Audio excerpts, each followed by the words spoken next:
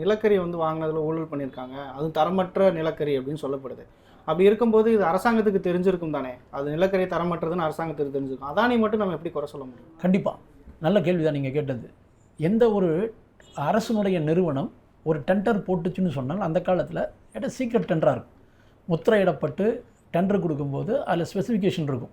இதெல்லாம் இப்படி இருக்கணும், இவ்வளோ கலோரி இருக்கணும், இந்த டன்னை நாங்கள் வந்து டெஸ்ட் பண்ணுவோம், டெஸ்ட் பண்ணி பார்த்துட்டு தான் எடுப்போம், அதனுடைய முதல் தர கோலாக இருக்கணும், இவ்வளோ கலோரி எல்லாம் எடுக்க டெஸ்ட் பண்ணும்போது இருக்கணும், சைஸ் உள்பட நிலக்கரி எப்படி இருக்க வேண்டும் என்கின்ற அந்த அளவு கூடி இருக்குது. நீங்கள் வெட்டுறது ஒரு பாரெல்லாம் கொண்டு வந்து போட முடியாது. அது நம்ம ஜெல்லி சைஸ்லையே சின்ன ஜெல்லி பெரிய ஜெல்லிங்கிற மாதிரி சொல்கிற மாதிரி மெட்டல் சொல்லுவோமே, அந்த மாதிரி கற்கள் மாதிரி அந்த சைஸ் என்பது இருக்குது. இந்த அளவுக்கு இருக்கணும். அதுதான் அந்த மிஷினுக்குள்ளே போகும்போது ஈஸியாக பொடிஞ்சு போகிறக்கான விஷயங்கள் இருக்குது. இது எல்லாம் பார்த்து தான் சப்ளை பண்ணணுங்கிற முறையில் நம்ம வாங்குகிறோம்.